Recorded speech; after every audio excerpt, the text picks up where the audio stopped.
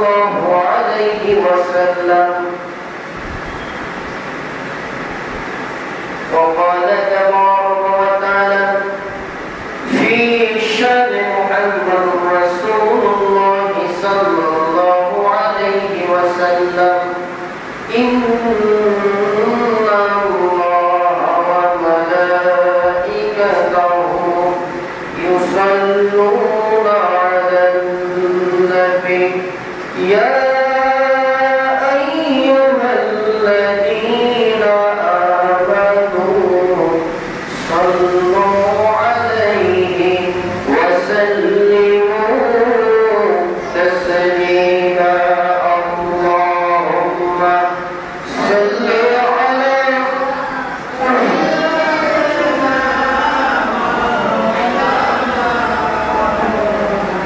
وعلى آله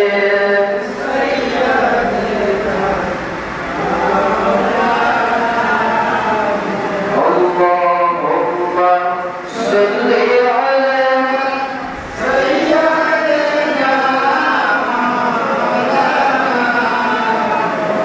وعلى آل سيدنا مولانا محمد. نشرت قرمدر أبشرت بسرمير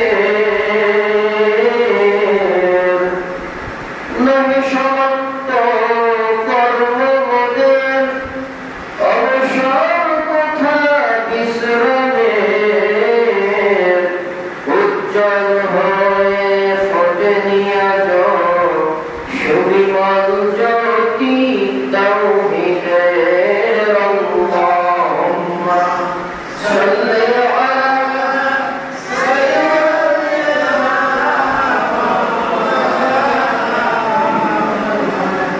وعلى آل سيدنا مولانا محمد. بلغ العلا بكماله كشف الدجى بجماله حسنت جميع خصاله صلوا عليه. আলহামদুলিল্লাহ। জুমার নামাজে আগত সুপ্রিয় সম্মানিত মুসল্লিয়ান ইকরাম, বাড়িতে বসে থাকা মা ও বোনেরা, আসসালামু আলাইকুম ওয়া রাহমাতুল্লাহি ওয়া বারাকাতুহু। শুকরিয়া আদায় করছি মহান রব্বুল ইজ্জত ওয়াল জালালের আলিশান দরবারে, যিনি আমাদেরকে জুমার দিনে জুমার সালাত আদায়ের লক্ষ্যে মসজিদে উপস্থিত করলেন। পাশাপাশি অল্প সময়ে গুরুত্বপূর্ণ নসিহতমূলক কথা বলার সময় যে মাহবুব আমাকে আপনাকে তৌফিক দিবেন, তার গোলাম হিসাবে তার দেওয়া জবাব দিয়ে শুকরিয়া আদায় করছি। আলহামদুলিল্লাহ। দরুদ সালাম বর্ষিত হোক বিশ্ব মানবতার মুক্তির দিশায় সর্বকালের সর্বযুগের সর্বশ্রেষ্ঠ মহামানব মক্কার মতি মদিনার জ্যোতি দুগুণের সাথী বিশ্বসভার সভাপতি নবী মুহাম্মদুর রাসূলুল্লাহ সাল্লাল্লাহু আলাইহি ওয়াসাল্লামের উপর প্রশান্তি কামনা করছি। যারা ঈমান নিয়ে চলে গিয়েছেন কবরে, বিশেষ করে আল্লাহর জমিনে আল্লাহর দ্বীন ইসলাম প্রতিষ্ঠা করার জন্য যে সকল ভাইয়েরা অর্থ দিলেন, সম্পদ দিলেন, বুকের তাজা রক্ত বিলিয়ে দিলেন রাজপথে, আল্লাহ তাআলা যেন তাদেরকে শাহাদাতের সর্বোচ্চ মানব দান করেন। তাদের রক্তের বিনিময়ে এই বাংলাদেশকে ইসলামী রাষ্ট্র হিসেবে যেন আল্লাহ কবুল করে নেন বলে আমিন। সম্মানিত উপস্থিতি, আমরা আলোচনার পূর্বে আরো মাগফিরাত কামনা করি, শাহাদাত কামনা করি। আজ পর্যন্ত খুনি স্বৈরাচার ফ্যাসিবাদ শেখ হাসিনা ও তার অবৈধ সরকার পতনের আন্দোলনে শামিল হয়ে যারা আহত অবস্থায় এই আজ পর্যন্ত যারা ইন্তেকাল করলেন ইমানের সাথে, আল্লাহ তাআলা যেন সেই সকল ছাত্র ভাইদের বা সেই সকল আল্লাহর বান্দাদেরকে শাহাদাতের মৃত্যু দান করে দেন। তাদের রক্তের বিনিময়ে আল্লাহ যেন এই দেশকে যেমন স্বৈরাচার মুক্ত করেছেন, ঠিক একইভাবে এই সময় বাংলাকে যেন আল্লাহ ইসলাম ইসলামী রাষ্ট্র বানিয়ে দেন। সম্মানিত উপস্থিতি, সূরা ফাতিহা থেকে কথা বলার কথা ছিল, আমি আমার পারিবারিক কিছু ব্যস্ততার কারণে প্রিপারেশন নিতে পারি নাই, এই জন্য আমরা পরবর্তীতে শুরু করবো ইনশাআল্লাহ। আজকে আসলে আমাদের যে প্রধান ধর্মীয় গ্রন্থ নামটা কি? এটা কি শুধু আমাদের? তাদের জন্য এটা জি ওটা মানব জাতি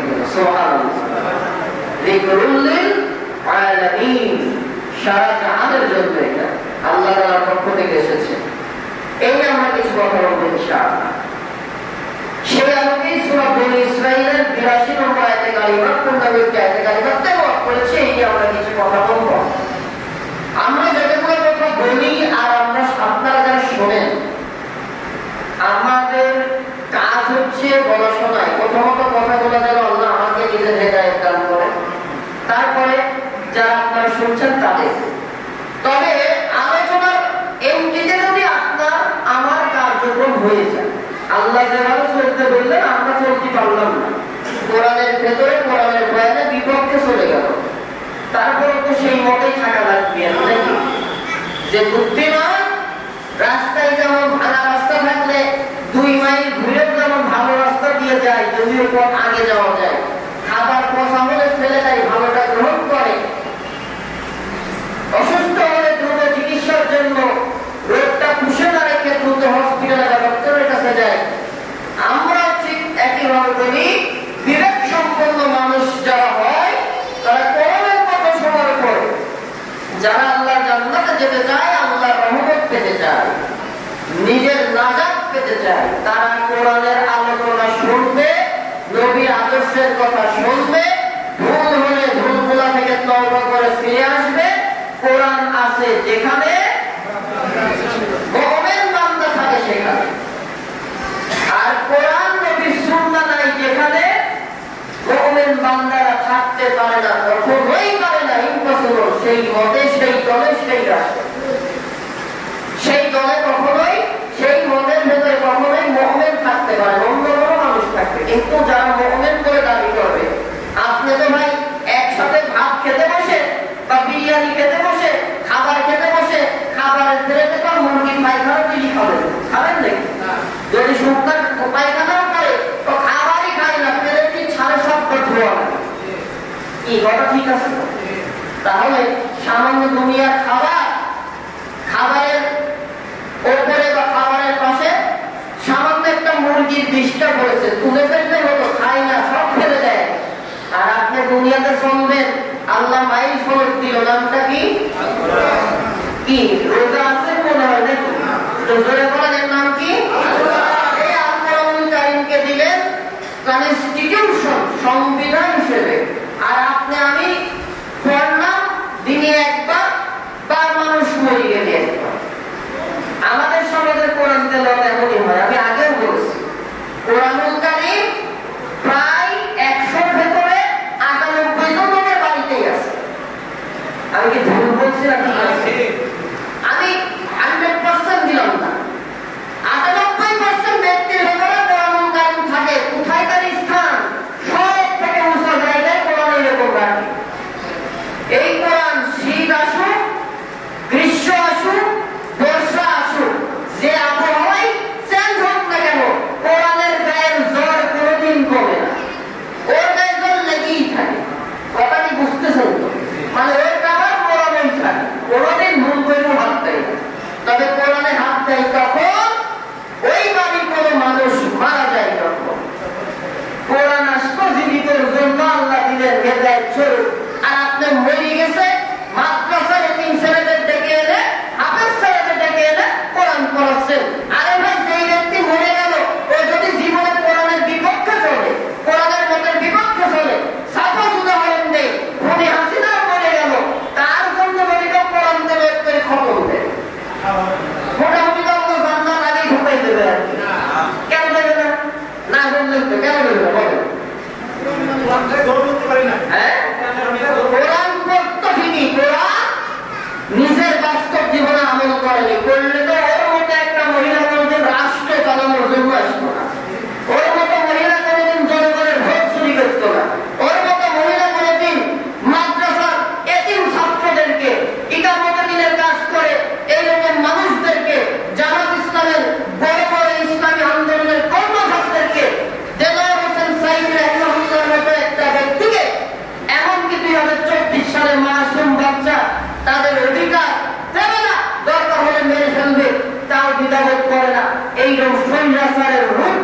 এই মহিলার ভেতরে আসতো।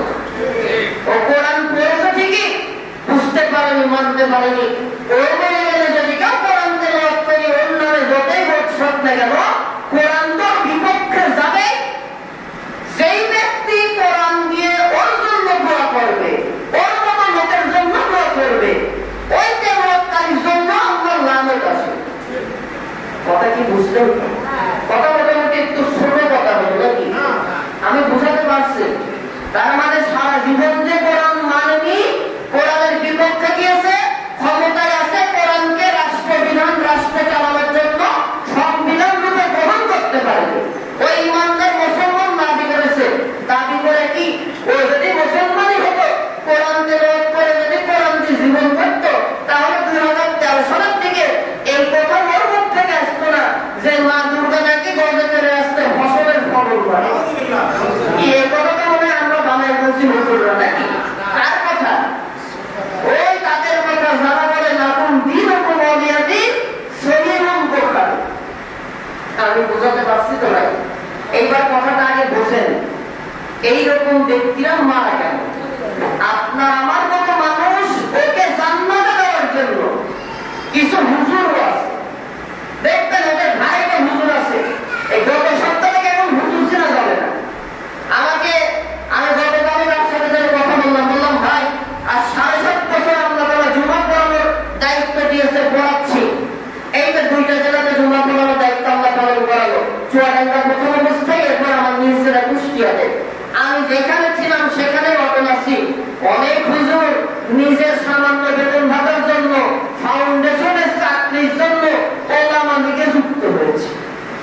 যে আওয়ামী লীগের মূল বক্তব্য হচ্ছে, মূল গঠনতন্ত্রের মূল ভাষ্যটাই হচ্ছে ধর্ম নিরপেক্ষ মতবাদ। এখানে হিন্দু মুসলিম খ্রিস্টান বৌদ্ধ সবাই থাকবে, ধর্ম যার যার, উৎসব সবার। বলেন নাউজুবিল্লাহ। সেই দলের মতাদর্শের গঠনতন্ত্রের মত থাকে এটা। একটা আলেম যে কোরআন কারিম থেকে এলম অর্জন করেছে, ও যদি এই পক্ষে যায়, ও পাক্কা আব্দুল্লাহ বিন উবাই বিন সুলুল নামে ওই মুনাফিকের যোগ্য উত্তরসূরি। ও কোনোদিন তো আলেম রূপে চলতে পারে না। আজকে কোনো আলেম ওলামালিক করতে পারে না। আমরা অবাক হয়ে যাই। গত 2 সপ্তাহ আগের ভিডিও, এই আন্দোলনের আগে, নতুন স্বাধীনতার আগে কয়েক শ্রেণীর হুজুররা জয় বাংলা, জয় বঙ্গবন্ধু স্লোগান দিচ্ছে। ইউটিউবে বা ফেসবুকে দেখছেন কিনা আপনারা আমি জানি না। ও আলেম নামের কলঙ্ক। ওরা যত এখন তওবা করুক না কেন, মনে রাখবেন কাফেরের হেদায়েত হয়, মুনাফিকের হেদায়েত হয় না। আল্লাহ তাআলা নিজে আসমান থেকে মুনাফিকদের জন্য দোয়া করতে আল্লাহ তার রাসূলকে নিষেধ করেছেন। একটা কাফের যে মূর্তি পূজক বেধর্মী ছিল, ঈমান আনেনি, আল্লাহকে মানে না, ও ফিরে আসতে পারে, আল্লাহ হেদায়েত দিতে পারে। কিন্তু একজন মুনাফিক, এই মুনাফিক কার ভিতরে হয় জানেন? হ্যাঁ, বলে আমার আপনার মতো মুসলমানের ভিতরে। এই মুনাফিকের জন্য আল্লাহ তাআলা দোয়া করতে নিষেধ করেছে। হেদায়েত আল্লাহ এদেরকে দেয় না। এবং জাহান্নামীবাসীদের ভিতরে সবথেকে নিগৃহীত স্থানে মুনাফিকদের স্থান।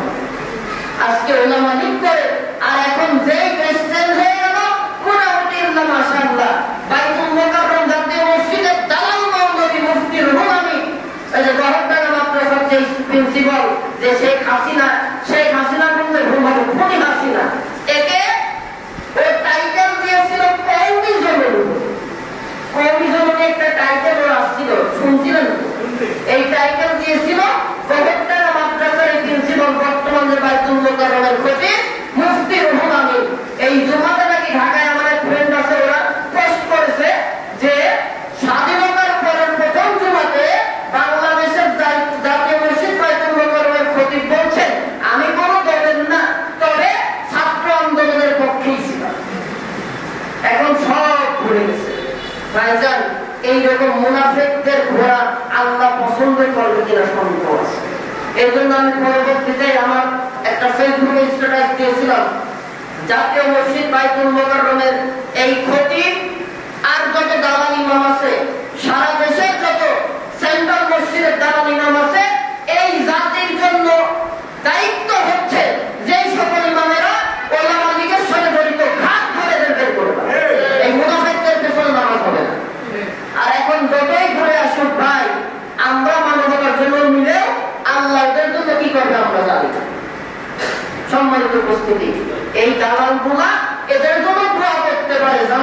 করতে পারে। কোরআন দিয়ে এই স্বৈরাচারদের জন্য যতই দোয়া করুক না কেন, আল্লাহ আমার আয়াতে কারিমার ভিতরে বলছেন ওয়ালা ইয়াজিদুল যালিমিনা ইল্লা খাসারা। এই কোরআন কাফেরদের জন্য তো কল্যাণ আনবেই না, বরং ওরা যদি কোরআনের কাছে আসে বেঈমান অবস্থায় কোরআন নিয়ে কিছু করতে চায়, কোরআন আরো বেশি ওকে গাফেল করবে। আমি তো বুঝাতে পারলাম এতগুলা কথা কেন বললাম? মূল কথা হচ্ছে আমার আয়াতে কারিমার কথা, ইমানদার মুমিন আমরা। আমাদের পরিচয় কি? মুমিন কিনা? নামাজে আসছি কার খুশির জন্য? নাকি আওয়ামী লীগের দালালি, বিএনপির দালালি, জাসদের দালালি? কার প্রশংসা? গোলামি টাকা আল্লাহ। তার নামাজ পেতে চাই তো? আমাদের পরিচয় আল্লাহ কোরআনে কি দিয়েছে? ইমানদার। আর যারা ঈমানের পরিপূর্ণ তাদের বলা হয় মুমিন। আর এই মুমিনদের জন্য আল্লাহ বললেন কি?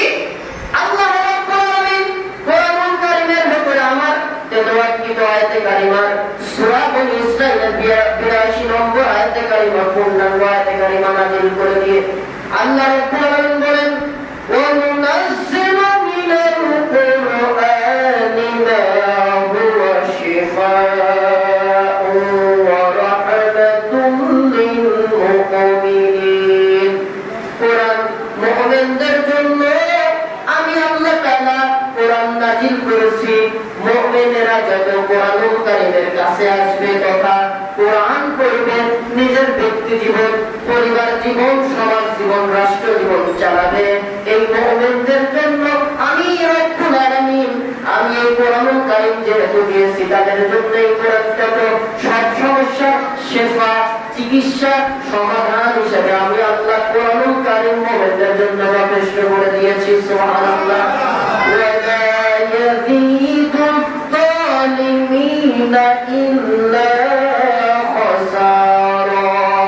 আর কাফের বেঈমানেরা যারা থাকবে, ঈমান আনে না, ঈমানদারের পক্ষে থাকে না, ঈমান নিজেরা আনে না, তত বেঈমান কাফের মুশরিক অবস্থায় কোরআন নিয়ে যদি কল্যাণ পেতে চায়, কোরআন ওদেরকে কল্যাণ দেবে না, বরং যত কোরআন নিয়ে ফায়দা দিতে আসবে তত কোরআন ওর উপরে অভিশাপ হয়ে নাযিল হয়ে যাবে।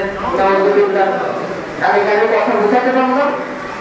আমি ইমানদার অবস্থায়, আপনারা ইমানদার অবস্থায়, বাড়িতে মা বোনেরা কথা শোনে, তারাও যদি ইমান নিয়ে ইমানের মূল একটাকে কথা শিখাইবি, কোরআনে আছে যা আমি মানব তা, রাসূলুল্লাহ সুন্নাতে দিয়েছে যা আমল করব তা, এই হলো মুমিন। এরা যত কোরআনের কাছে আসবে, রহমত কার থেকে আসবে? তাহলে রহমত পাবে কারা? মুমিনরা। মুমিনরা আমরা পরিচালিত লজ্জা করছে নাকি? কথা বলেন না কেন ভাই? আরবিয়া আগে যা বলেছেন এখন কণ্ঠসারী কথা বলবে। কারণ যে স্বাধীনতা এই খুনি স্বৈরাচার ফ্যাসিবাদ হাসিনা নিয়ে নিয়েছিল, এখন আর তা নাই, বরং এই দেশে আওয়ামী নামের সন্ত্রাসী, আওয়ামী লীগ, যুবলীগ, ছাত্রলীগ, এই সন্ত্রাসী গ্রুপটা বাংলাদেশ জামাত ইসলামের ছাত্র শিবিরকে জঙ্গি সন্ত্রাসী বলেছে। এই জাতির সামনে আল্লাহ ওদেরকে ল্যাংটা করে সন্ত্রাসী বানাই পরিচয় করে। আল্লাহ তাআলা বুঝিয়ে দিয়েছেন, আল্লাহওয়ালাদের সাথে বেয়াদবি করলে তোর হায়াত পর্যন্ত আমি তোর বার বাড়াতে দেবো, তাদের দড়ি ছেড়ে দিয়েছি, টান যখন মারবো তোকে ল্যাংটা করে দুনিয়া থেকে জাহান্নামী করে দুনিয়া থেকে বিদায় করো। আজকে কিছু ওদের বেদাত্তা আছে যারা এই সমাজের, রাষ্ট্রের ভেতরে মানুষের ঘর বাড়ি ভাঙছে, তারপরে মূর্তি পূজার স্বার্থ তাদের মেটে নাই। 15 আগস্ট আসলে মূর্তি পূজার জন্য ওদের মানে কলিজাটা ছটফট করে। এরা আবার ইনশাল্লাহ দিয়ে আল্লাহ কোরআনুল কারীমের আইনকে বন্ধ করতে চায়। ওই টাকলা বলাদের কথা মনে আছে আপনাদের? কি বলেছিল? যে বাংলাদেশের সংবিধানে রাষ্ট্র ধর্ম থাকবে না ইনশাল্লাহ। ইনশাল্লাহ দিয়ে কি বন্ধ করতে চাই? আর এই কাফেরদের জন্য কি আল্লাহ রহমত দেবে? শেখ হাসিনা খুনি হচ্ছে না, রহমত আসবে? মাহমুদুল আলম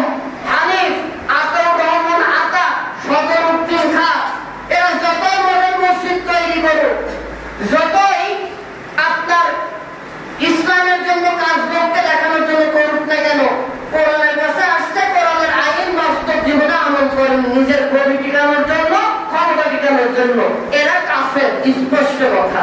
কথাটা কার? জোরে বললে কি গোনা টোনা হবে নাকি? জোরে বলেন এই কথাটা কার?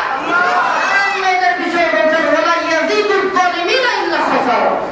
এই কাফের মুশরিক যারা কোরআন পড়তো, বুঝতো, আমল করতো না, আর যারা বুঝাতে যেত তাদেরকে নতুন নতুন ভাবে গালি দিত। ওই জামানায় রাসূলুল্লাহকে পাগল বলতো, এই জামানায় রাসূলুল্লাহর উত্তরসূরিদের পাগল বললে মানুষ মানবে না, রাজাকার বলে গালি দিত। তাদের ভাষাই ছিল রাজাকার, বিপক্ষে গেলেই রাজাকার। কথা কি বুঝাতে পারছি ভাই? এদের পরিচয় আল্লাহ দিয়েছে, তারা কি ভাই? কাফের। তারা কি? কোরআন যারা পড়ে মানে না, বোঝে মানে না, তারা কি? স্পষ্ট কথা, কাফের। এদের জন্য কোরআন নিয়ে যতই চলুক, ওই প্রতিদিন কোরআন তেলাওয়াত না করি নাকি তিনি কোনো কাজই করতেন না। কি বুঝতে পারছেন তো? এরা ওই জায়গার পাইছে থাক, কোরআন তেলাওয়াত করো, কোরআন গুলাই খাস। কোরআন ওদের জন্য রহমত দেবে, কি আসবে? আল্লাহ গজব। ওয়ালা ইয়াজিদুল যালিমিনা ইল্লা খাসারা, ক্ষতির কারণ হবে। কাফেররা যত কোরআন নিয়ে আসতে যাবে কোরআনের কাছে কাফেরত অবস্থায়, কোরআন তো রহমত দেবেই না, বরং কোরআন ততটাই কাফের মুশরিকের জন্য ক্ষতির কারণ হবে। এবার আপনার আমার চিন্তার বিষয়, এই বনী ইসরাঈলের ৮২ নম্বর আয়াতে কারিমার আলোকে মুমিন হলে আল্লাহর রহমত সব ঢাই দিবে। কেমন ভেবে দেবে? দুনিয়ায় যদি ইমানরত অবস্থায় মৃত্যুদণ্ড হয়, শহীদ মতিউর রহমান নিজামী, কাদের মোল্লা, মীর কাসেম আলী, কামারুজ্জামান এদের মতো ফাঁসির রায় হবে, রাষ্ট্রপক্ষের কাছে ক্ষমা চাওয়া লাগবে না। বাস্তবায়ন হচ্ছে, চোখের সামনে দেখবেন, সামনে দেখবেন ফাঁসির দড়ি, ওই পাশে আল্লাহ তাআলার নবী, আল্লাহর রহমত তথা জান্নাত আল্লাহ দেখিয়ে দুনিয়া থেকে শহীদ হিসেবে গ্রহণ করবে। আর কাফের হয়ে থাকবেন, কিচ্ছু নাই। সিরাত থেকে নামার সময় সেনাবাহিনীর বিশেষ সহায়তায় পদত্যাগের আগেই নিজে সই করে দেশ ছাড়ার করে পদত্যাগের ঘোষণা। কথা কি বুঝাতে পারলাম ভাই? তার মানে কাফের মুশরিক হলে আল্লাহর রহমত তো আসবেই না, যত কাফের হবে তত বেশি গজব আসবে। আমার আপনার এবার চিন্তার বিষয়, মুমিন 100% হবেন না এদের মধ্যে কাফের থাকবে? হ্যাঁ, অনেকে চিন্তা করছেন হুজুর মোটামুটি হাসিনার উত্তরসূরি কোনো সমস্যা নাই, এই চিন্তা আছে তো নাকি? হ্যাঁ, কি আমরা কি ইমানদার হতে রাজি আছি তো?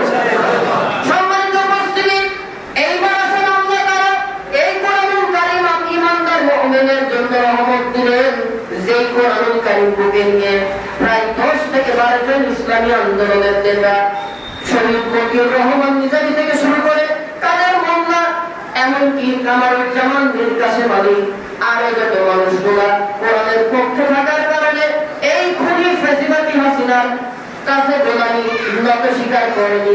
তাদের কাছে অফার দেওয়া হয়েছিল, আপনারা আমাদের সাথে চলে আসেন, আপনাদের কোনো বিচার আমরা করব না। তারা যুদ্ধ অপরাধীও না, অন্যায়কারী না, মিথ্যা মামলা ট্রাইব্যুনাল গঠন করে তাদেরকে ফাঁসির কাস্টে ঝুলিয়েছে। শুধু তাদেরকে নয়, যত বিরোধী পক্ষ ছিল, ওই ৭১-এর আগে যাদের জন্ম ছিল, প্রত্যেককে রাজাকার নামের তকমা দিয়া, আলমদের আনসার নামের তকমা দিয়া তারা তাদেরকে বিপদে ফেলেছে। আর আজকে আমরা এখন দেখতে পাই সে আন্তর্জাতিক ট্রাইব্যুনালও আছে, যেই পুলিশকে দিয়ে ইমানদারদেরকে বাড়িতে থাকতে দেয়নি, যেই ছাত্ররা কোরআনের দাওয়াত ছাত্রদের কাছে নিতে গেছে তাদেরকে মিথ্যা মামলা দিয়ে অ্যারেস্ট করিয়েছে, সেই প্রশাসনের পুলিশেরাও আছে। বিচার ব্যবস্থার জন্য আদালত আছে, সব আছে, কিন্তু ইমানদাররা আজকে আল্লাহর নিয়ামত পেয়ে ক্ষমতার দিকে, আর ওই কাফেরেরা ওই জায়গায় বসেছে যেখানে বসে ইমানদারদেরকে শহীদ করা হতো, মিথ্যা মামলায় রায় দেওয়া হতো। আজকে সেই ট্রাইব্যুনালও আছে, বিচার ব্যবস্থা আছে, শুধু বিচারক চেঞ্জ আর আসামি চেঞ্জ হয়ে এই কাফের মুশরিকদের আল্লাহ তাআলা লেংটা করে লাঞ্ছিত বঞ্চিত করে দুনিয়ার থেকে বিদায় করে দিবে। শুধু তাই আল্লাহ তাআলা করবে না, এই আওয়ামী লীগ, যুবলীগ, ছাত্রলীগ, এই জাতীয় দলগুলোকে আল্লাহ তাআলা সন্ত্রাস সংগঠন হিসেবে পরিচয় করিয়ে দিয়েছে। আমরা আশা করছি এই বাংলাদেশে এই সন্ত্রাস নামক সংগঠনকেও আল্লাহ তাআলা নিষিদ্ধ করিয়ে দেবে। এদের একটাই কারণ, কোরআনুল কারীমের বিপক্ষে অবস্থান। অতএব মুসলমানেরা, আপনারা যদি মৃত্যু, ইমানদারের মৃত্যু চান, দুনিয়াতে জান্নাত পেতে চান, তাহলে সব ছাড়তে হবে। যদি যেই দলটা করেন ওই দলে যদি কোরআনের বিপক্ষে চলে যায় আর নবীর আদর্শের বিপক্ষে যায়, প্রয়োজনে দলকে তালাক দিতে হবে, পরিবার ছেড়ে আসতে হবে, তাও আল্লাহর কোরআন আর নবীর আদর্শ ছাড়া যাবে না। রাজি আছি তো আমরা? এইবার আসেন কি হবে? কোরআনুল কারীম তোমাকে যদি আমরা মানি, তুমি আমাদেরকে কি দিবা? আল্লাহ রাব্বুল আলামিন কোরআনুল কারীমের মধ্যে সূরা তাহার 2টি আয়াতে কারিমা নাযিল করে দিয়ে নবীর মাধ্যমে আমাদেরকে জানাচ্ছে, নবী এই কোরআন যদি ইমানদারেরা মনে প্রাণে নিজেরা যদি নিজের জীবনকে সাজায়, পরিবার, সমাজ, রাষ্ট্র জীবনকে যদি সাজানো শুরু করে কি হবে জেনে নেন। আপনিও শোনেন, আপনার উম্মতদেরকে শোনায় দেন। আমি আল্লাহ কি দেব? তাহা মা আনজালনা আলাইকাল কুরআনা লিতাশকা।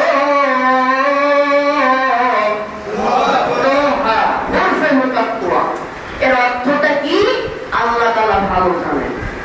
তবে অধিকাংশ মুফাসসিরিন ইকরাম বলছেন তাহা দিয়ে আল্লাহ তাআলা রাসূলুল্লাহকে ডেকেছেন, মা আনজালনা, ও নবী মুহাম্মদ সাল্লাল্লাহু আলাইহি ওয়াসাল্লাম, আমি আপনার উপরে কোরআন নাযিল করেছি, আলাইকাল কুরআন লিতাশকা, এই কোরআন আপনাকে কষ্ট দেবে এই জন্য নাযিল কিন্তু করে নাই, বরং কষ্ট ক্লেশ থেকে দূর করে শান্তি দেওয়ার জন্য, দুরারোগ্যবাদী থেকে, দুশমনের দুশমনি, কাফেরের সকল ষড়যন্ত্র থেকে আমার সাহায্য আসবে, এই কথাগুলো বলে দেওয়ার জন্য আমি আল্লাহ তাআলা কোরআনুল কারীম আপনাদের গাইড বুক হিসেবে নাযিল করেছি।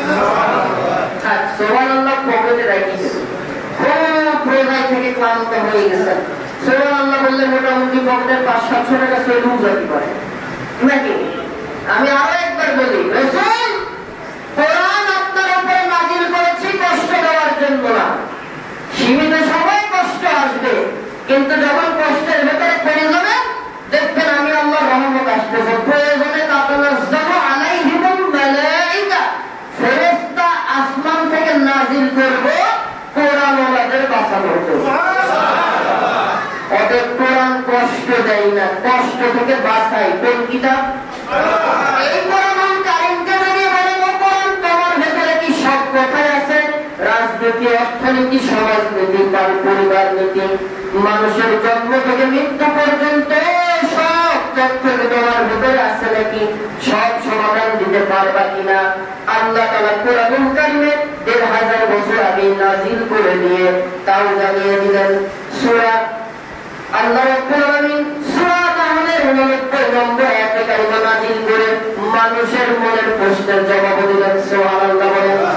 আল্লাহ রাব্বুল আলামিন বলেন, নাযালনা আলাইকাল কিতাবা তিবয়ানান লিকুল্লি শাইইন, আমি আপনার উপরে অলরেডি এমন একটি কিতাব নাযিল করে দিয়েছি যে কোরআন এটি প্রত্যেকটা বিষয়ের সুস্পষ্ট বর্ণনা হিসাবে, সব সমস্যার সমাধান হিসাবে আমি আল্লাহ কোরআন নাযিল করে দিয়েছি। সুবহানাল্লাহ।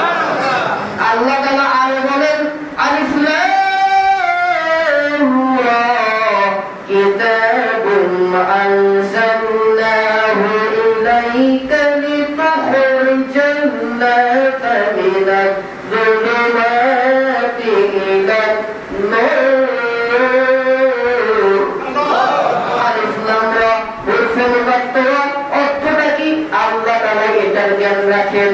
কিতাবুন আনজালনা, কিতাবুন আনজালনাহু ইলাইকা লিতুখরিজান নাসা মিনাজ যুলুমাতি ইলান নূর, এমন একটি কিতাব আমি আল্লাহ নাযিল করে দিলাম। এই কোরআনুল কারীম যারা পড়বে, যারা বুঝবে, নিজের জীবন আর পরিবার জীবন কোরআনের আইনে সাজাবে, তাদেরকে আমি আল্লাহ রাব্বুল আলামিন দায়িত্ব নিলাম নিজে তাদেরকে সকল প্রকার অন্যায়, অনাচার, পাপাচার, দুরাচার, রাহাজানি, সন্ত্রাসী, নদী থেকে বাঁচাবো তথা অন্ধকারের পথ থেকে জান্নাতের পথে তথা আলোর পথে ফিরিয়ে আনবে কোন কিতাব?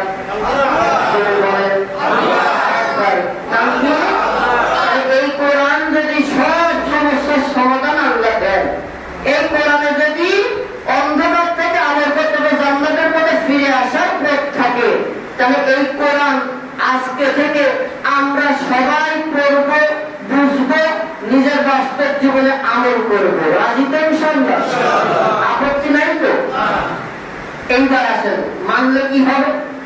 আল্লাহর নবী বিশ্বনবী যারা কোরআনুল কারীম জীবনে নিজের জীবন কোরআন দ্বারা সাজিয়েছে, নবীর আদর্শ দ্বারা যারা সাজিয়েছে, তাদের জন্য রাসূলুল্লাহ হাদিসে বলেছেন, আম্মা জান আয়েশা সিদ্দিকা রাদিয়াল্লাহু তাআলা আনহা তিনি হাদিসটা বর্ণনা করেন, আল্লাহর রাসূল বলেন, আল মাহিরু বিল কুরআনি মা'a সাফারাতিল কিরামিল বারারা। দুনিয়ার জীবনে যেই ব্যক্তি কোরআনুল কারীম তেলাওয়াত করে, কোরআন অর্থ সহ বুঝে পড়ে, কোরআনের আমল করে, আর কোরআন দ্বারা ব্যক্তি ও সমাজ রাষ্ট্র গঠন করে, তথা এই কোরআন আমার উম্মতদেরকে কিয়ামতের ময়দানে আল্লাহ রাব্বুল আলামিন অসম্মানিত একটা জায়গার ভেতর থেকে দুনিয়াতে যারা কোরআন পড়েছে, কোরআনের আমল করেছে, আর কোরআন দিয়ে ব্যক্তি সমাজ জীবন যারা গঠন করেছিল, তাদেরকে সম্মান দিয়ে ডাক দিবেন প্রসিদ্ধ চারটা ফেরেশতা জিবরাইল, মিকাঈল, ইসরাফিল, মালাকুল মউত। এদের থেকে বেশি সম্মান আল্লাহ তাআলা কোরআন ও রহমতের দান করে আরশের ডান পাশে জান্নাত দান করে দিবেন। সুবহানাল্লাহ। তাহলে কোন কিতাব পড়লে? তিনটা কথা রাসূল বললেন, কোরআন পড়তে হবে, বুঝতে হবে, বিপক্ষে গেলে ঘৃণার সাথে, কোরআনের বিপক্ষে যেই কাজ আছে ঘৃণার সাথে তথা হারামগুলোকে বর্জন করতে হবে। হারামকে শুধু হারাম মনে করা না, আগে ঘৃণা করবেন, এই ঘৃণা করলে সেটা বর্জন করা সহজ। তার মানে কোরআন দিয়ে নিজের ব্যক্তি জীবন সমাজ জীবন ধরে পরিচালনা করবে। আল্লাহর রাসূল বলেন, কিয়ামতের ময়দান হবে অসম্মানিত জায়গা। মানুষদেরকে আল্লাহ তাআলা উলঙ্গ করে আলিফের মতো সোজা করে মাথার কাছাকাছি সূর্যকে এনে ডাইরেক্ট হিট দিয়ে মানুষকে আযাব দেওয়া হবে হাসরের মাঠে। এই হাসরের মাঠে মানুষের মাথাগুলো ফেটে টকবক করে মাথার ঘিলগুলো ফুটতে থাকতে, গরম পানির মতো উতলাতে থাকবে, নাকে কানে দিয়ে বাহির হবে। এমত অবস্থায় কঠিন পরিস্থিতিতে যারা দুনিয়াতে কোরআন পড়েছে, কোরআনের আমল করেছে, কোরআন দিয়ে ব্যক্তি জীবন, সমাজ জীবন, রাষ্ট্র জীবন যারা পরিচালনা করত, আল্লাহ তাআলা তাদেরকে সম্মানের সাথে ডাক দিবেন, আরশের ছায়াতলে স্থান দিবেন। তাহলে এই তিনটা কাজ, কোরআন পড়বেন, অর্থ বুঝবেন, আমল করবেন, পারবেন ইনশাআল্লাহ? প্রতিদিন খাওয়া লাগে বাঁচার জন্য, আল্লাহর জান্নাত পাওয়ার জন্য নামাজ আদায় করবেন। আরে ভাই, নামাজ হতে কোরআন তেলাওয়াত ছাড়া হয় না, হয় নাকি? আল্লাহ নামাজ ফরজ আগে করলো না, কোরআন ফরজ আগে করলো। এরপরও বিসমি রাব্বিকাল্লাযী খালাক, পড়ুন আপনার রবের নামে যিনি আপনাকে সৃষ্টি করেছে। তাহলে নামাজের আইন আসার আগে কিসের আইন আসছে? কোরআন শিক্ষার আইন। আর আজকে আপনি আমি 80 বছর হয়ে গেল ভাই, নামাজ পড়ছেন, ও ভাই কি দিয়ে নামাজ পড়লেন? আজ কোরআনই তো আপনি শিখতে পারলেন না, সেটার চেষ্টাটাও করলেন না, কোরআন শেখার ব্যবস্থাটাও আপনি করলেন না। এই যে গতকাল 15 আগস্ট গেল ইসলামী শিক্ষা দিবস, বাংলাদেশ ইসলামী ছাত্র শিবিরে ইসলামী শিক্ষা দিবস ঘোষিত। শহীদ আব্দুল মালিক রাহিমাহুল্লাহ ছাত্র শিবিরের প্রথম একজন শহীদ, তিনি এই ইসলামী শিক্ষা বাস্তবায়নের জন্য জীবন দিয়েছিলেন। তার স্মৃতিচারণে 15 আগস্টকে বাংলাদেশ ইসলামী ছাত্র শিবির ইসলামী শিক্ষা দিবস হিসেবে পালন করে আসছে। ছাত্র শিবিরের প্রত্যেকটা ছেলের রুটিনে থাকে কি কি জানেন তো আপনারা? অনেকেই জানেন। 1 নম্বর, তাদের 5 ওয়াক্ত নামাজ জামাতে আদায় করতে হয়। তাদের একটা আমল নামা থাকে, আমল নামা, আমি বলি আমল নামা, তাদের পরিচিত কাজে প্রতি প্রতিবেদন বা রিপোর্ট রাখা বলা হয়। প্রতিদিন ঘুম থেকে উঠে ঘুমানো পর্যন্ত কি কি কাজ করা যায়। বাংলাদেশে এমন কোনো দল নাই, ইসলামিক বলেন আর ইসলামিক বলেন, ডানপন্থী বলেন বামপন্থী বলেন, কোন দলের ভেতরে এই রিপোর্ট রাখা পাবেন না। শুধু দুইটা দলে পাবেন, একটা ছাত্র সংগঠন শহীদ কাফেলা বাংলাদেশ ইসলামী ছাত্র শিবির, শহীদ ঈদগাহ বাংলাদেশ জামাত ইসলামী। এদের যারা জনশক্তি হয় তাদেরই আমলনামা। আপনাদের মৃত্যুর পরে আল্লাহর কাছে যাবেন, ও ভাই কি জবাব দেবেন, ওইটা আগে নিজেরটা নিজে রাখা শুরু করে। এই রিপোর্টে রাখতে হয় প্রতিদিন 5 ওয়াক্ত নামাজ জামাতে হচ্ছে কিনা। আপনাকে কোরআন তেলাওয়াত প্রতিদিন করতে হবে, অর্থ সহ বুঝে তাফসীর সহ করতে হবে, হাদিস ব্যাখ্যা সহ করতে হবে, ইসলামী সাহিত্য করতে হবে, তথা দেশ ও বিদেশের জ্ঞান রাখতে হবে, আপনার বর্তমান পরিস্থিতির জ্ঞান রাখতে হবে, সামাজিক কাজ করতে হয়। আর শুধু একা একা জান্নাতে যাবেন এই দল করতে গেলে তা হবে না। আপনি আসছেন, আপনার পরিবারের সদস্যদেরকে জান্নাতে যাওয়ার ব্যবস্থা করা লাগে। এরপরে আপনার প্রতিবেশীদের, আপনার আহালের ব্যাখ্যায় তাফসীরের বর্ণনা, ইমানদার প্রত্যেক ইমানদারদেরকে দাওয়াতি কাজ করে জান্নাতে যাওয়ার সকল কোয়ালিটির কথা তখন দাওয়াতি কাজ করে করে জান্নাতে যাওয়ার যতগুলো কাজ আছে এই কাজের কাজগুলো করার দাওয়াত মৃত্যুর আগ পর্যন্ত দিয়ে যেতে হবে। সুবহানাল্লাহ।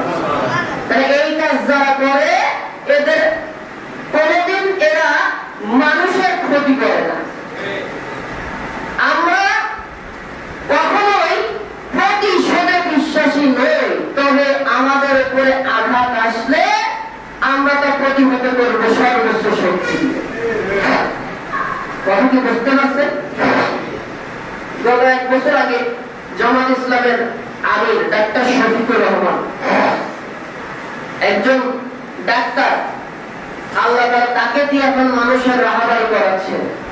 তিনি জেল থেকে মুক্তির পরেই একটা ভাষণ দিয়েছিলেন আওয়ামী লীগকে উদ্দেশ্য করে, যে আপনারা আমাদের যত মানুষকে মিথ্যা মামলা ট্রাইব্যুনাল গঠন করে শহীদ করেছেন, আমাদের সম্পদ কেড়ে নিয়েছেন, যত অন্যায় করেছেন, আমাদের থেকে আপনাদের প্রতি আর কোনো প্রতিশোধ নেব না। তবে পায়ে যদি পাড়া দিয়ে আমাদের সাথে লাগতে আসেন, সর্বাত্মক ভাবে আপনাদের তা প্রতিহত করা।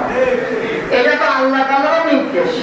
ওই গত সপ্তাহে আমি এক সাহাবীর ঘটনা আপনাকে বলেছি যে প্রতিশোধের বশী হতে হয়ে কাউকে হত্যা করা হয়নি, তবে আপনার উপরে আক্রমণ করবে, আপনার সেলফ ডিফেন্স দিবেন, নিজের নিরাপত্তার জন্য আপনাকে লড়তে হবে। যদি তাও না লড়েন তাহলে তো আপনি প্যারালাইসিস মার্কা মানুষ ছাড়া কিছু। সম্মানিত উপস্থিতি, এই কথা থেকে এখানে আসলাম।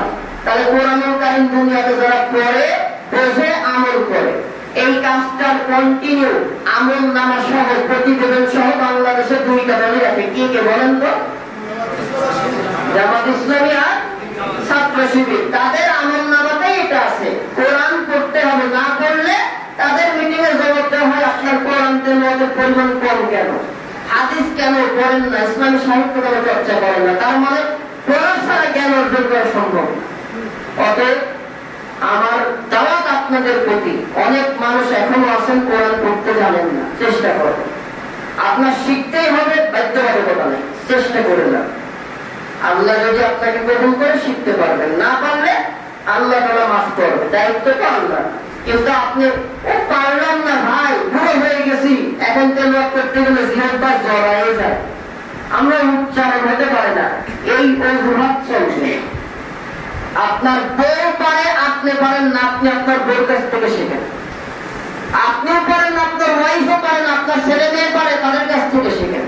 আপনার ছেলে মেয়ে পারে না বা শিখতে সমস্যা, মসজিদের ইমাম সাহেবের কাছে এসে বলেন যে হুজুর আমি তো এরকম 40-50-60 বছর বয়স হয়ে গেল, কোরআনটা তো পারলাম না, আমাকে একটু প্রতিদিন 10-15 মিনিট টাইম দেন, শেখেন। হুজুর বাধ্য আপনাকে সময় দিতে, হুজুরের কাছ থেকে চেষ্টা করে যান ভাই, একদিনে করার দরকার নাই, আল্লাহ যতদিন লাগে ততদিন করেন। তার কোরআনটা শিক্ষার এই চেষ্টা করার কারণে আল্লাহ আপনার আমার জীবনের গুনাহ মাফ করে নাজাতের ফয়সালা করে। দ্বিতীয় কাজ, কোরআন প্রতিদিন অর্থ সহ পড়লেন। দ্বিতীয় কাজ, যা পড়লেন হালাল গুলাকে মেনে নিতে হবে, আর হারাম গুলাকে ওইগুলো মানতে হবে। কি করবেন? হ্যাঁ, কি পেছনে কেন? কোরআনে যা হারাম করা হয় এগুলো তো মানা দরকার আর কি নাকি? না মানলেও মোটামুটি বিশ্বাস করে রেখে দিতে হবে। কি করবে? কেমন ভাবে বলছেন? আরে মদ হারাম, জুয়া হারাম, ক্যাসিনো হারাম। যদিও এখন তো ক্যাসিনো মানে জুয়ার এখন অহরহ হত্যা। দোকান একটা হলে গ্রাম কিছুই চলে না, জুয়ার ব্যবস্থা করে দিলে সমানে চলে। মদের লাইসেন্স দেওয়া হয়, আরামের সাথে জড়িত। সিগারেটের ব্যবসা ছাড়তেই পারে না, তামাকের উৎপাদন বন্ধই করতে পারে না, অথচ মানুষ চাউলের দামের বেশি হওয়ার কারণে চাউল কিনে খেতে পারে না। আর উনি তামাক চাষ করে হারামের প্রচারণা করে চলছে। যতগুলো হারাম আছে, হারাম তো হুজুররা করেছে। কে? বিশ্বাস আছে তো? জবান ছেড়ে বলেন হারাম যতগুলো হারাম, মদ, জুয়া, ক্যাসিনো, ঘুষ, তারপরে অন্যের জমি জোর করে জোরপূর্বক ক্ষমতার জোরে ক্ষমতার অপব্যবহার করা, তারপরে সকল প্রকার নেশাজাত দ্রব্য, এক কথায় আল্লাহর আইনের বিপক্ষে চলাটাই হচ্ছে হারাম। শিরক বড় অন্যায়। এই অন্যায়গুলোর কথা কে বলেছেন? এই নিষিদ্ধের আইনটা কার? আমি আপনি ইমানদার খালি বলি গেলাম, হারাম মনে করলাম, মানলাম না, কাজ হবে। তাহলে কি করতে হবে? আগে ঘৃণা, আর যেটাকে ঘৃণা করবেন ও মরে গেলেও এটা গ্রহণ করা যায় না। আপনি যদি সিগারেটকে ঘৃণা করেন, মরে যাবেন না, সিগারেটের দিকে আপনি তাকাবেন না। কথাটা বোঝাতে পারছি ভাই? আমাকে রাগ করতেছে না, ঠিক আছে? সিগারেটের কথা বলুন, এরকম একটু চিন্তা অনেকে হচ্ছে আর কি নাকি? ভাই আমাদের বলা দরকার, বলছি মানানো দরকার আমাদের না। এই মানাটা আপনাকে মানতে হবে, না হলে দুনিয়াতে যেমন অর্থের অপচয়, নিজের পরিবারের ক্ষতি। একজন সিগারেট খোর যে সিগারেট খায় কয়টা প্রাণ হত্যা করে দেখেন? নিজের প্রাণ তো ঝুঁকির দিকে আছে। যিনি সিগারেট খান না তার জন্য সে হত্যাকারী গুনাহগার হন। কারণ একজন যে সিগারেট খায় না, এই সিগারেটের ধোঁয়া একটা বিষাক্ত ধোঁয়া, মানুষ যিনি খেয়ে ধোঁয়াটা ছাড়ছেন তার ভেতরে কার্বন ডাইঅক্সাইড বিষাক্ত পদার্থ, দুইটা একত্রিত হয়ে যে সিগারেট খায় না তার জন্য হত্যার সম্মুখীন হচ্ছে। এটার ব্যবসা করে আপনি দুইটা প্রাণ, এক একটা সিগারেটের বিনিময়ে দুইটা করে প্রাণ হত্যা করে গুনাহগার হচ্ছেন। অতএব এই ব্যবসা আপনার জন্য হালাল হয় না। যারা আপনারা খাচ্ছেন প্রত্যেকে নিজের জীবন এবং আরেকজনের জীবন হত্যা করার গুনাহগার হচ্ছেন। আপনি হত্যা করে ফেলছেন না, কিন্তু হত্যা না করে হত্যা করার গুনাহগার হচ্ছেন আপনি। এরপরও এই কাজগুলো আপনারা করবেন ভাই, জবাব নেই। আপনারা একবার পারবেন না। যারা সিগারেটে আসেন ফিরে আসেন, দিনে যদি 5 টাকা 2টা করে বাদ দেন, 3টা দিয়ে দিন চলান, আস্তে আস্তে ফিরে আসেন। আল্লাহ তাআলা যেন তাদেরকে সহজ করবেন। সব থেকে বড় ব্যবস্থা, যারা দোকান মুদি ব্যবসায়ী আছেন, এই সিগারেটের ব্যবসা বন্ধ করে দেন আস্তে আস্তে। বলেন হুজুর তো আসার স্তম্ভ কি করে? আরে ভাই সিগারেট পরিবর্তে আমি আপনাদের পরামর্শ, তবে পান খান, তবে জর্দা পাবে। সিগারেট তো একটা হারাম আছে, জর্দা আবার ভয় ভয় বেশি হারাম, কারণ ওটা ডাইরেক্ট মশলা। কথা কি বুঝলেন? তবে পান খেতে পারেন চুন সুপারি ইত্যাদি দিয়ে। পান একটা প্রাকৃতিক জিনিস, এটা তো উপকার আছে শরীরে, যদি খাওয়া লাগে, আর না হলে একবারে ফ্রেশ থাকে। আল্লাহ তাআলা হারামগুলোকে বর্জন করার তৌফিক দান করেন, বলেন আমিন। তাহলে 1 নম্বর কাজটা কি? কোরআন শেখা। শিখে প্রতিদিন কি করবেন? অর্থ সহ পড়া লাগবে। পড়বো না আমরা? আরে ভাই কিছু পারেন না, অন্তত বাংলা আছে সেটা নিয়ে শুরু করেন। আজকে থেকে শুরু করতে হবে, ঘুমানোর আগে মিনিমাম একবার। পারবো তো ইনশাআল্লাহ? দ্বিতীয় কাজ, হারামকে গ্রহণ করে নিতে হবে, হারামকে ঘৃণার সাথে বাদ দিতে হবে। 3 নম্বর কাজ, হালাল যা আছে, হারাম যা আছে, হারামকে বর্জন করলেন, হালালকে গ্রহণ করলেন। এটা শুধু নিজের ভেতরে না, নিজের পরিবারে কোরআনের আইন, রাষ্ট্রে কোরআনের আইন বাস্তবায়ন, সেই কাজে অর্থ সম্পদ সময় দিতে হবে। আল্লাহর হুকুম, রাসূলুল্লাহর হুকুম দেব তো ইনশাআল্লাহ। তাহলে 3টা কাজ যদি আমি আপনি করি, এই ঈমানরত অবস্থায় কোরআন পড়ব, কোরআনের আমল করব, কোরআন দিয়ে নিজের জীবন সমাজ রাষ্ট্র চালাবো। 3টা কাজ করারত অবস্থায় ইন্তেকাল হলে আল্লাহ তাআলা কিয়ামতে আমাকে আপনাকে সম্মান দেবে। সকল ফেরেশতার নেতা 4টা ফেরেশতা, জিবরাইল, মিকাইল, ইসরাফিল, মালাকুল মউত, এদের থেকে বেশি সম্মান দিয়ে আল্লাহ আরশের ডান পাশে অবস্থান দেবে। জান্নাত দান করবে। সুবহানাল্লাহ। ইনশাআল্লাহ। কি কাজ তাহলে বলেন? কোরআন পড়বো, কোরআনের আমল করবো, কোরআনে যা বলেছে সেটা বাস্তব জীবনে মিলায় মিলায় চলবো। কোরআনের বিপক্ষে নিজের বাবা গেলে বাবার মত নেওয়া যাবে না, কোরআনের বিপক্ষে নিজের নেতা গেলে নেতার মত নেওয়া যাবে না। নেতাকে লোকমা দেবেন, নেতা আপনার কথা হচ্ছে না, আপনি কোরআনের বাইরে নবীর আদর্শের বাইরে কথা বলছেন, আপনার কথা আমরা মানতে পারবো না। এটাই ইমানদারের পরিচয়। হযরত ওমর ফারুক রাদিয়াল্লাহু তাআলা আনহু, আমি এর আগে বলেছি যে কোরআন কি করে মানুষকে মনুষ্যত্ব অর্জন করে আল্লাহর গোলামিত্বের পরিচয় দেয়। রাষ্ট্রপ্রধান ওমর জুমার খুতবা দিচ্ছে, আর এখনকার রাষ্ট্রপ্রধানরা তো খুতবা দেবে কি আরবি করতে পারে কিনা সন্দেহ। রাষ্ট্রপ্রধান ইমাম খুতবা দিচ্ছে, খুতবা দেওয়ার আগে সাধারণ একজন দিনমজুর মুসল্লি, একজন রাসূলুল্লাহ সাহাবী বলেন, ও ওমর দাঁড়াও, তোমার খুতবা ততক্ষণ দিল না যতক্ষণ না আমার প্রশ্নের জবাব দিবা। এখন রাষ্ট্র প্রেসিডেন্ট যদি তাকে দাঁড়ায়, তার যারা নিরাপত্তা কর্মী আছে তারা কি বসে থাকবে নাকি? তারা দাঁড়াইতেছে, দাঁড়ানো আগে তার প্রত্যেকে বসাইতেছে। ইসলামী নীতি খেলাফত তন্ত্রটা কি দেখেন, মানুষের হক অধিকার কাকে বলে। ওমর বসাই দিলেন, বসাই বললেন, ভাই আপনার সদস্য কি বলেন? আল্লাহর নবী সাহাবী। তো ওমর গতকালকে বাইতুল মাল থেকে যে কাপড়গুলো বন্টন করা হলো, এই কাপড়ে তো কারো পূর্ণাঙ্গ পোশাক হয়নি, কিন্তু আপনি ওমর এক কাপড় পেলেন, পূর্ণাঙ্গ যোগ্য করে আজকে খুতবা দিচ্ছেন, কি করে জবাব দেন? এই জবাব না দিলে আপনাকে খুতবা দিতে দেবো না, এই মানুষের আমরা জায়গায় মানি না। ওমরের জবাব দেওয়ার আগে তার ছেলে আব্দুল্লাহ ইবনে ওমর রাদিয়াল্লাহু তাআলা আনহু তিনি দাঁড়িয়ে বললেন, আমার বাবার পক্ষ থেকে জবাবটা আমি দিয়ে দিচ্ছি। সুবহানাল্লাহ। তিনি বললেন, ও আল্লাহর নবী সাহাবী, আমিও তো এই রাষ্ট্রের নাগরিক। আব্দুল্লাহ বলছে, সাহাবী বলেন, যে আপনিও নাগরিক, তাহলে কি ওই বাইতুল মালের যে বন্টনের কাপড় এটা কি আমার জন্য এক টুকরা আসেনি? বলে, হ্যাঁ এসেছে। আমার বাবার এক টুকরা, আমার এক টুকরা, যেহেতু আমার বাবা রাষ্ট্রের ইমাম, তিনি মসজিদে নববীর ইমাম খতিব, অতএব তাকে দুই টুকরা কাপড়, আমারটা সহ দুই টুকরা দিয়েছি, এটাতেই পূর্ণাঙ্গ যোগ্য হয়েছে। সাহাবী বসে গেলেন, ওমরকে বললেন, এবার আপনি খুতবা দেন, নামাজ পড়ান। এটা রাষ্ট্রপ্রধান। আর এখনকার রাষ্ট্রপ্রধান রাস্তা দিয়ে চললে ওই রাস্তায় 7 দিন আগের থেকে গাড়ির মানুষই চলতে পারে। অতএব এগুলো চেঞ্জ করতে হবে। কোরআনের রাষ্ট্রপ্রধান আমাদের তৈরি করতে হবে। আর কোরআনের রাষ্ট্রপ্রধান তৈরি করতে গেলে নিজে কোরআনওয়ালা না হলে কোরআনওয়ালাকে চেনা যায় না। নিজের নবীর সুন্নাহওয়ালা না হলে নবীর সুন্নাহ, নবীর আদর্শ বাস্তবায়নকারী দলকে চেনা যায় না। তাহলে জান্নাতি দল পেতে গেলে কোথায় আসা লাগবে? জোরে বলেন, জোরে বলেন। তাহলে আমরা কোরআনের পক্ষে থাকবো, কোরআন পড়বো, আমল করবো, জীবন গঠন করবো, রাষ্ট্র গঠন করবো। রাজি তো ইনশাআল্লাহ? আল্লাহ গ্রহণ করে বলেন আমিন। গত সপ্তাহে একটা ঘোষণা দিয়েছিলাম, কি ঘোষণা মনে আছে ভাই? অনেক মানুষ, আমাদের ছাত্র আন্দোলনের যতগুলো ভাইরা আজকে হসপিটালের বেডে, এমনও অনেক ভাইদের আছে যাদেরকে গুলি লেগে আহত 1.5 লক্ষ 2 লক্ষ টাকা করে তাদের খরচ, পরিবার দুর্বল দিতে পারছে না। সদর হসপিটালের বেডে অসুস্থতা, টাকার জন্য চিকিৎসা হতে পারছে না, পরিবার দুর্বল। যারা আপনাদের জন্য স্বৈরাচার মুক্ত একটা বাংলাদেশ দিল, তাদের পাশে কি অন্তত টাকা পয়সা দিয়ে একটু হেল্প করা যায় না ভাই?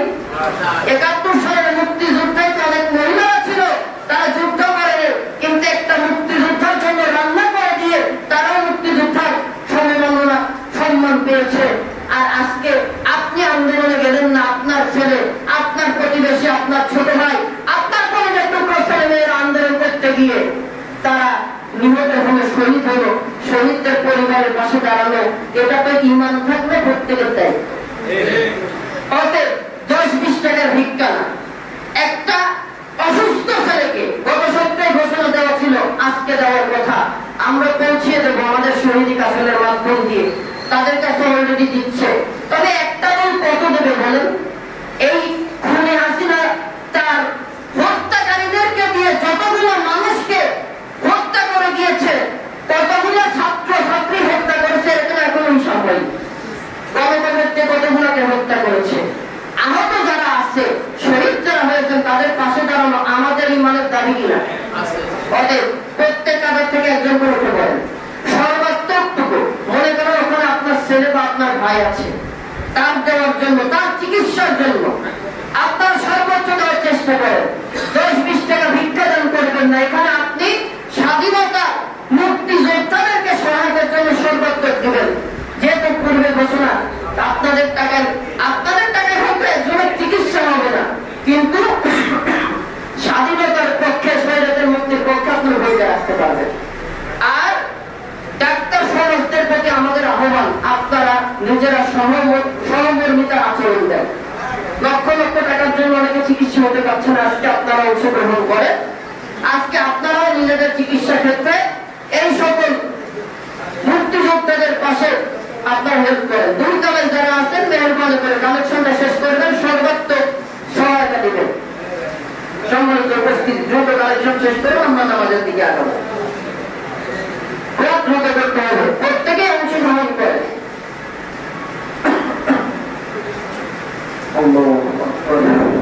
আর বেশি বেশি দোয়া করবেন আপনার সমাজে, আপনার পাশের সমাজে। যদি দ্বিতীয়তলা যারা আছে মেহরবানি করে এই স্বৈরাচার খুনি হাসিনা পতনের আন্দোলনে যারা অসুস্থ, যারা শহীদ হয়েছেন, তাদের পাশে দাঁড়ানোর জন্য সর্বাত্মক ভাবে আপনারা পাশে দাঁড়ানোর জন্য টাকা পয়সা দেওয়ার চেষ্টা করেন।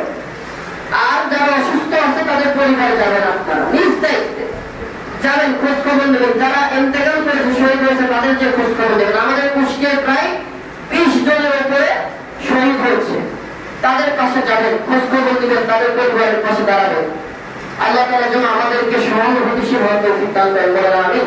সুবহানাল্লাহি ওয়া বিহামদিহি, আশহাদু আল্লা ইলাহা ইল্লা আনতা, আস্তাগফিরুকা ওয়া